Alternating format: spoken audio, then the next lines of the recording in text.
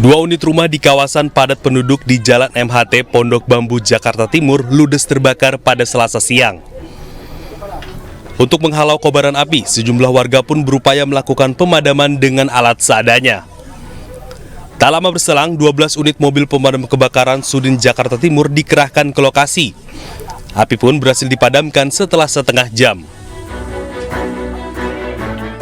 Akibat peristiwa ini, salah seorang warga menderita luka bakar hingga 30% saat hendak melakukan pemadaman dan langsung dilarikan ke rumah sakit terdekat. Penyebab kebakaran diduga terjadi karena korsleting listrik dari salah satu rumah. Tahunya api udah gede. Korban ada satu orang langsung di bawah rumah sakit. Jadi kena percikan api juga. Kurang lebih 30% lupa. Kita mengerahkan 12 unit, 60 personel. Dugaan sementara tadi informasi dari saksi adalah api tiba-tiba ada di belakang di kawasan.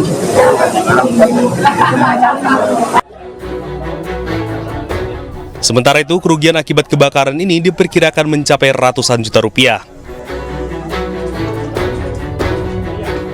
Dari Jakarta, Rio Manik, iNews melaporkan.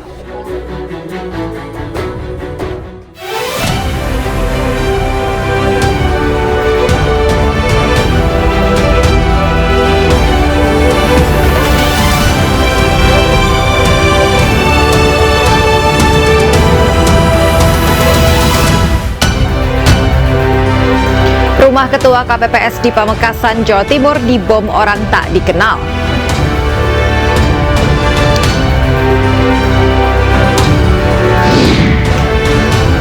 Ketua Umum Partai Demokrat Agus Harimurti Yudhoyono akan dilantik sebagai Menteri Agraria dan Tata Ruang Kepala BPN.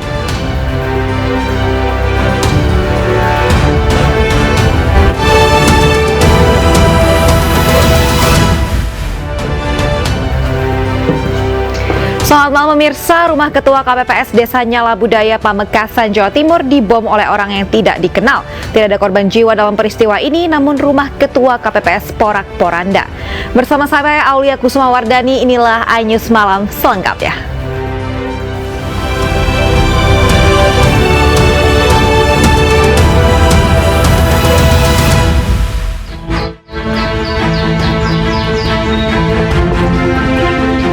Rumah milik Kusyairi, Ketua KPPS Desa Nyala Budaya Pamekasan, Jawa Timur rusak parah usai dibom oleh orang tak dikenal Senin dini hari. Tidak ada korban jiwa dalam peristiwa ini karena saat kejadian pemilik rumah sedang tidur di rumah sebelah. Cuma kalau saya tidak mendengar yang ledakannya, yang kaca, yang jatuh jendela, itu yang saya mendengar. Kemudian saya langsung lari ke luar karena tidak tahu bahwa kejadian itu di rumah saya sendiri. Waktu itu Bapak tidur di rumah yang mana, Pak? Tidur di ruang depan. Itu kan rumah ada dua, rumah yang belakang yang kena. Dari hasil penyelidikan sementara, bom yang digunakan adalah bom ikan atau bom bondet. Polisi hingga kini masih terus memeriksa sejumlah saksi. Sudah di Pamekasan ya, sudah kita identifikasi bahan dasarnya adalah dari kalau nggak salah bom ikan bondet. Mudah-mudahan motif sama pelaku sedang didalami sama tim dalam waktu yang tidak terlalu lama, mudah-mudahan bisa kita ungkap. Polisi terus mendalami pelaku dan motif pemboman rumah Ketua KPPS ini. Warga juga diminta untuk tidak terprovokasi dan membuat hipotesis sendiri atas motif pelemparan bom. Dari Pamekasan, Jawa Timur, tim liputan iNews melaporkan. Pemirsa, besok Ketua Umum Partai Demokrat Agus Harimurti Yudhoyono akan dilantik menggantikan Hadi Cahyanto sebagai Menteri Agraria dan Tata Ruang Kepala BPN. Sementara Hadi Cahyanto akan dilantik menjadi Menko Polhukam, kursi Menko Polhukam kini masih dijabat oleh Tito Karnavian usai Mahfud MD mundur dari kabinet awal Februari 2024 karena maju sebagai cawapres di Pilpres 2024. Terkait reshuffle Menteri Kabinet Indonesia Maju yang akan digelar Rabu besok pagi, Presiden Joko Widodo angkat suara. Pak, terkait dengan pelantikan Menko Polhukam, Pak. Besok ditunggu saja jam 10. Siapa aja Pak? Apa benar Pak Hadi akan dijadikan Menko Polhukam, Pak? Dan apa benar Pak Hadi akan dijadikan Menko Polhukam dan Pak Hadi jadi? Besok dilihat jam 10. Siapa saja Pak undangannya Pak? Apa aja Pak yang akan direshuffle Pak? Besok dilihat saja jam 10. Pak Islam beredar Pak Hayu juga jadi Menteri ATR Pak. Apakah benar itu Pak? Benar nggak Pak? Besok ditunggu saja. Proses rekapitulasi hasil pemungutan suara di Polewali Mandar, Sulawesi Barat ricuh. Anyus Malam segera kembali.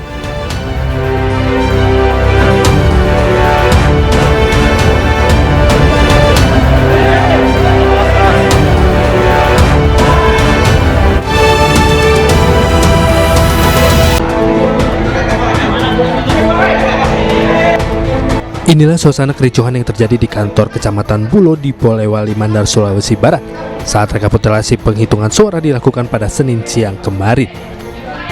Rekapitulasi yang awalnya berjalan aman, tiba-tiba terjadi kericuhan hingga suasana di dalam ruangan gaduh. Sejumlah orang yang berada di tempat tersebut berhamburan, beberapa orang terlihat emosi dan sempat saling kejar. Seorang saksi bahkan mengambil kursi plastik yang berusaha menyerang seorang yang diduga saksi partai politik lainnya. Keributan bermula saat seorang saksi meminta rekapitulasi dihentikan lantaran meminta tanggapan KPPS. Beruntung sejumlah aparat kepolisian melerai kedua belah pihak yang nyaris saling serang dan adu jotos. Ketidakpuasannya maksudnya seperti ini, yang saksi tersebut minta klarifikasi bahwasanya ada 3 desa dan 5 TPS itu kemarin adanya kejadian. Pemirsa, adanya perbedaan data membuat sejumlah pihak mendesak agar sistem informasi rekapitulasi atau Sirekap diaudit. Hal tersebut perlu dilakukan untuk menghindari spekulasi di publik.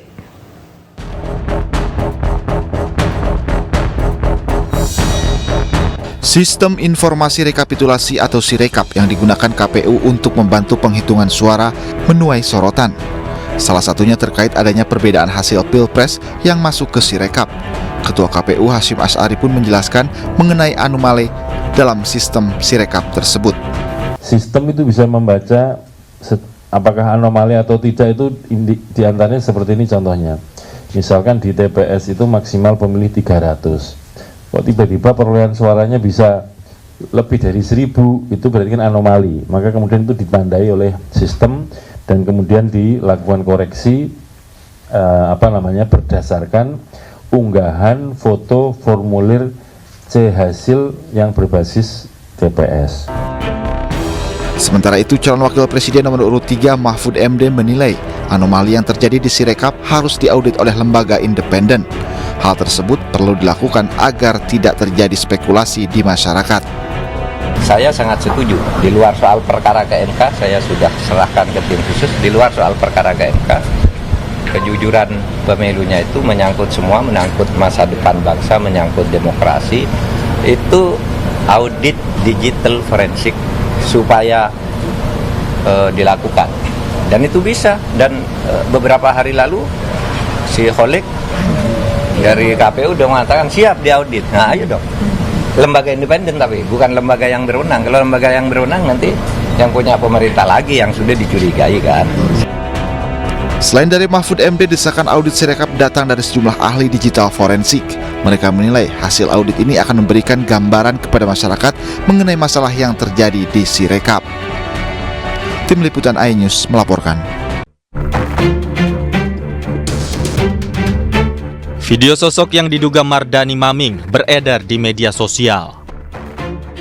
Dalam rekaman CCTV yang beredar, Mardani diduga sedang berada di Bandara Internasional Samsudinur, Banjarmasin, dalam perjalanan menuju Surabaya, Jawa Timur. Padahal Mardani saat ini berstatus tahanan di Lapas Sukamiskin, Bandung, Jawa Barat. Kalapas kelas 1 Sukamiskin, Wahid Wibowo membenarkan mantan Bupati Tanah Bumbu Mardani Maming keluar lapas. Mardani keluar lapas untuk hadiri sidang peninjauan kembali di Pengadilan Negeri Banjarmasin. Di Lapas Sukamiskin pada hari Minggu langsung ke Banjarmasin dan mengikuti sidang di Pengadilan Negeri Banjarmasin. Telah selesai langsung kembali ke Lapas Sukamiskin dan saat ini yang bersangkutan sudah berada di Lapas Sukamiskin. Kami melihat bahwa dari Bandung itu tidak ada penerbangan langsung ke Banjarmasin sehingga harus melewati Surabaya. Mardani Maming adalah terpidana kasus suap dan gratifikasi pemberian izin usaha pertambangan di Kabupaten Tanah Bumbu, Kalimantan Selatan saat menjabat sebagai Bupati Tanah Bumbu. Mardani pun dinyatakan bersalah dan divonis penjara selama 10 tahun dan denda 500 juta rupiah. Mardani juga diharuskan membayar uang pengganti sebesar 110 miliar rupiah. Dari Bandung, Jawa Barat, Diki Wismara, iNews melaporkan. Pemirsa, calon wakil presiden nomor urut 2 Gibran Raka Buming Raka tak permasalahkan adanya pihak yang menolak hasil Pilpres 2024. Anak sulung Presiden Jokowi itu meminta pihak yang keberatan dengan hasil pemilu menggugat ke Mahkamah Konstitusi.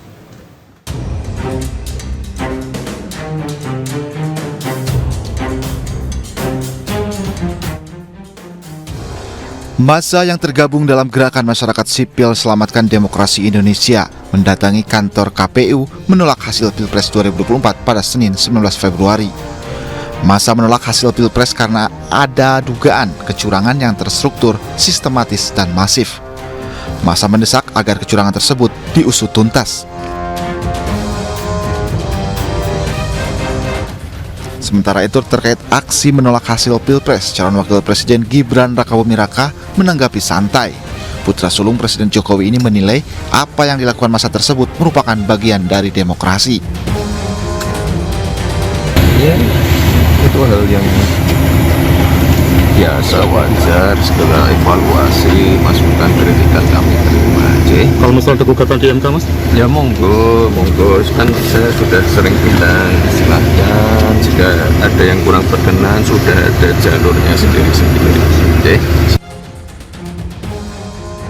Sebelumnya berbagai dugaan kecurangan pemilu masif disuarakan. Lini massa dibanjiri foto dan video dugaan kecurangan penggelembungan suara. Massa pun meminta Ketua KPU RI Hasyim Asy'ari mundur dari jabatannya karena diduga terlibat dalam kecurangan tersebut.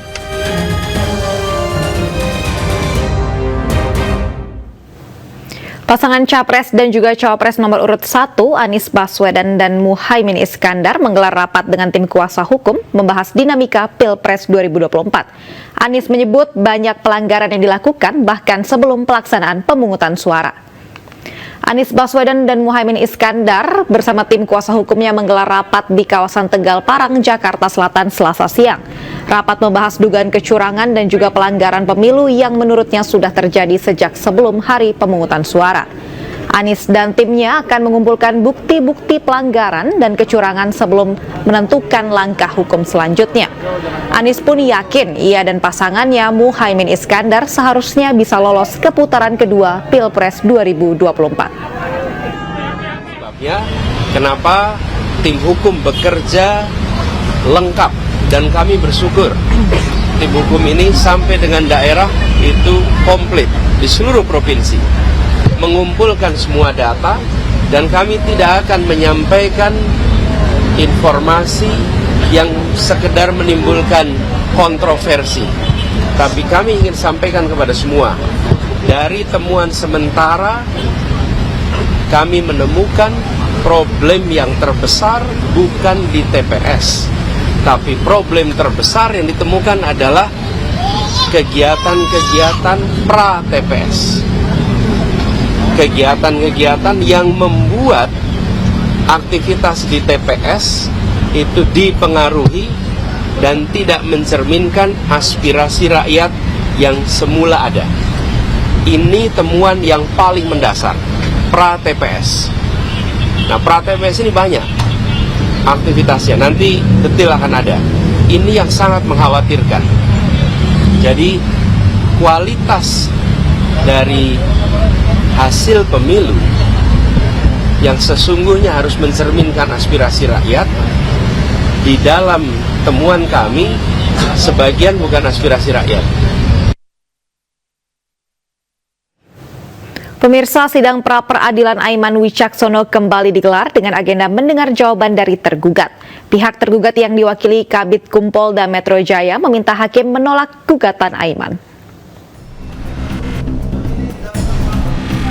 Wartawan senior Aiman Wicaksono didampingi tim hukumnya kembali hadir dalam sidang pra-peradilan di Pengadilan Negeri Jakarta Selatan dengan agenda mendengar jawaban dari tergugat.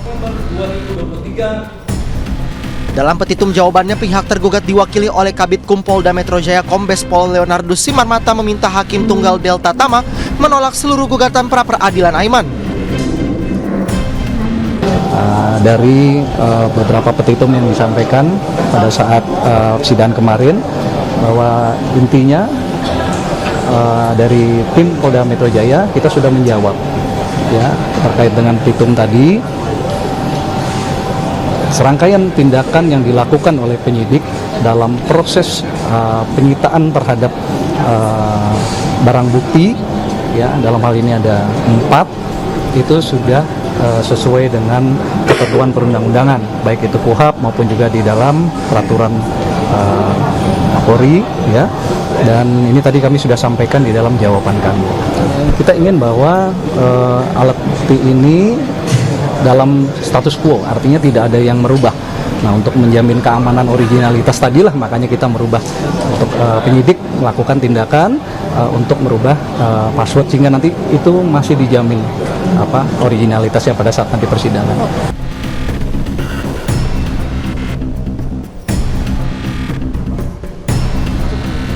Sebelumnya pada hari Senin, Aiman menjalani sidang gugatan pra-peradilan perdana. Dalam persidangan, tim hukum Aiman meminta penyitaan ponsel kliennya dinyatakan tidak sah dan batal demi hukum. Ya, nanti kita lihat putusannya. Tentu harapannya sesuai dengan permohonan kami adalah membatalkan proses penyitaan tersebut, ya. Dan kami juga nanti sampaikan juga ada proses penyidikan yang juga menurut kami tidak tepat dalam kasus ini. Diketahui Aiman sempat diperiksa terkait kasus dugaan aparat tidak netral dalam pemilu selama 12 jam di Polda Metro Jaya. Sementara itu penyitaan ponsel Aiman oleh penyidik dinilai melanggar hukum karena Aiman masih berstatus saksi. Dari Jakarta, tim liputan iNews melaporkan.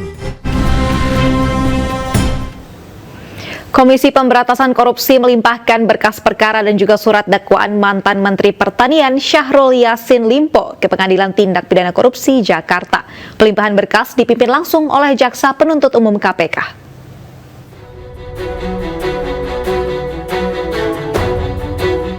Komisi Pemberantasan Korupsi melimpahkan berkas perkara dan surat dakwaan mantan Menteri Pertanian Syahrul Yassin Limpo ke Pengadilan Tindak Pidana Korupsi Jakarta.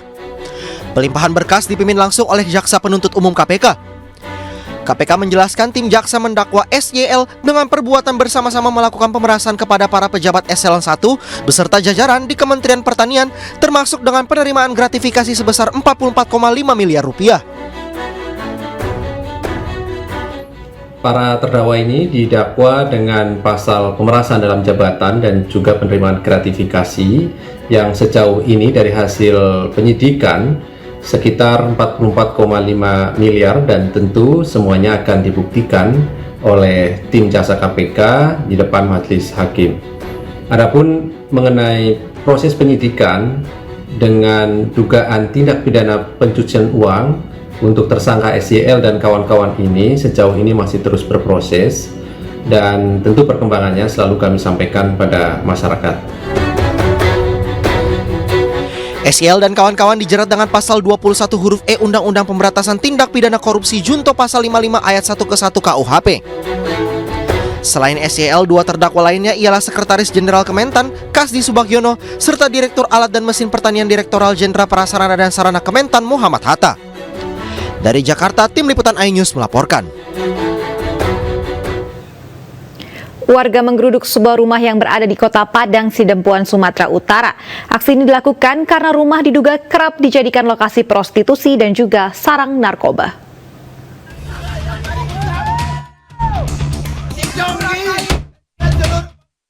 Ratusan warga menggeruduk rumah di Jalan Dr. Pinayungan, Gang Amal, Kelurahan Tobat, Kota Padang Zembuan, Sumatera Utara.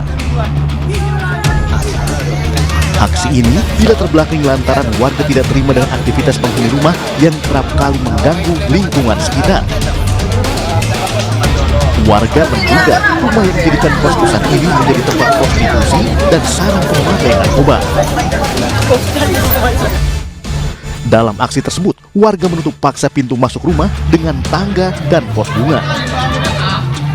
Berawal dari sebenarnya udah mulai kosong dan beberapa orang luar daripada lingkungan ini banyak yang berhadiran di lokasi yang diduga kuat sebagai tempat prostitusi dan diduga juga sebagai tempat untuk orang menyalahgunakan narkoba, yaitu kategori sabu ataupun sejenis dengan ekstasi. Warga pun mendesak para penghuni kos untuk angkat kaki dari lokasi tersebut. Guna mengantisipasi tindakan anarkis warga, petugas kepolisian tampak berjaga di area lokasi. Dari Padang Sidempuan, Sumatera Utara, Indra Mulya Siagian, iNews melaporkan. Aksi pencurian lampu taman yang berada di Kelapa Gading, Jakarta Utara sempat dipergoki warga. Meski sudah diteriaki maling, pelaku tetap saja acuh dan tetap saja melancarkan aksinya. Diambil. Rekaman ini memperlihatkan dengan jelas bagaimana seorang pria tengah menggotong tiang lampu taman di Jalan Yosudarso, Kelapa Gading Barat, Kelapa Gading, Jakarta Utara. Meski sudah diteriaki maling, nampaknya pria tersebut tidak menghiraukan. Bahkan dengan santai ia menghampiri komplotannya yang sudah menunggu menggunakan sepeda motor. Mereka pun segera meninggalkan lokasi tanpa ada rasa takut sedikitpun. Jika melihat di sekitar lokasi, terlihat masih ada beberapa sisa besi tiang lampu yang diduga bekas curian para pelaku lainnya. Nah, karena di sini dia udah ngegoyangin tiang itu, di sini udah pada teriak-teriak maling, dia manggil temennya naik motor. Manggil temennya, datang temennya tuh, nah tiang itu akhirnya berhasil sama dia diambil. Warga berharap agar aksi tersebut dapat ditindaklanjuti karena sangat meresahkan, apalagi pencurian juga terjadi pada besi pembatas jalan. Dari Jakarta, Sofyan Firdaus, iNews melaporkan. Timnas basket putra Indonesia bertolak menuju Thailand untuk menjalani laga perdana Windows 1 kualifikasi FIBA Asia Cup 2025. Melawan Thailand, para pemain optimis bisa membawa kemenangan melawan tim tuan rumah dengan skuad yang mayoritas diisi para pemain muda.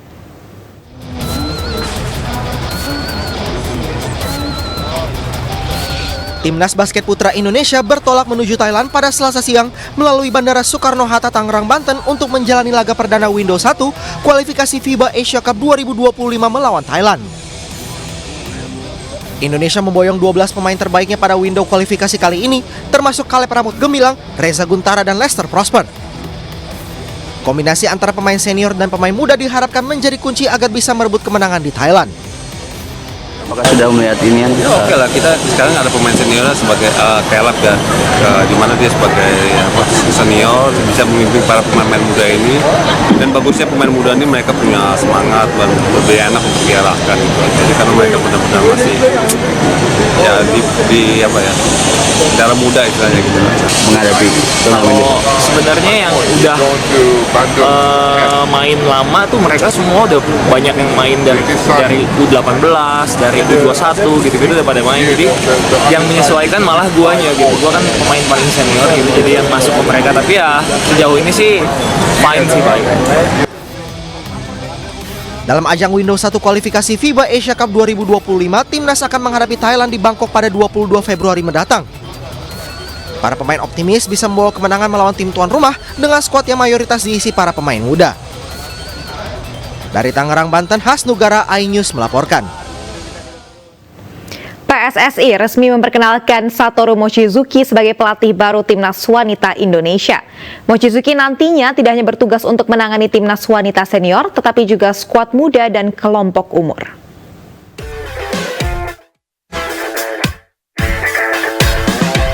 PSSI resmi memperkenalkan Satoru Mochizuki sebagai pelatih baru Timnas Wanita Indonesia pada Selasa pagi di Jakarta. Mochizuki terpilih menggantikan Rudi Eka Priyambada yang menjadi pelatih skuad Garuda Pertiwi sepanjang 2021 hingga 2023. Mochizuki merupakan pelatih berusia 59 tahun yang memiliki banyak prestasi bersama Timnas Putri Jepang. Mochizuki merupakan salah satu dari staf kepelatihan yang membawa Jepang juara Piala Dunia Wanita 2011 serta membawa Timnas Jepang U23 Putri meraih perak di Olimpiade London 2012. Kita mencari figur yang terbaik dan kita dan saya dan tentu kita sepakat, kita merasa terhormat ya Coach Mochizuki Satoru ya yang sudah punya track record tadi memegang tim nasional Jepang ya ke Olimpiade ya bahkan juga ke Jerman dan ini pernah bawa juara dunia. Jadi ini sesuatu hal yang sangat-sangat positif ketika dunia internasional mulai percaya sama Indonesia. Mochizuki berjanji akan langsung bergerak cepat membentuk tim terbaik, salah satunya siap belusukan ke berbagai tempat di Indonesia untuk mencari talenta berbakat. Indonesia Sakkar Kyoukai no kanousei to mirai, watashi zishin no kanousei to miraiを達成するために、実現するためにやってきました。Mochizuki nantinya tidak hanya bertugas untuk menangani timnas wanita senior tapi juga skuad muda dan kelompok umur termasuk dalam ajang Piala Asia Wanita U19 2024 di Bali nanti. Dari Jakarta, Nur Aryadin, iNews melaporkan.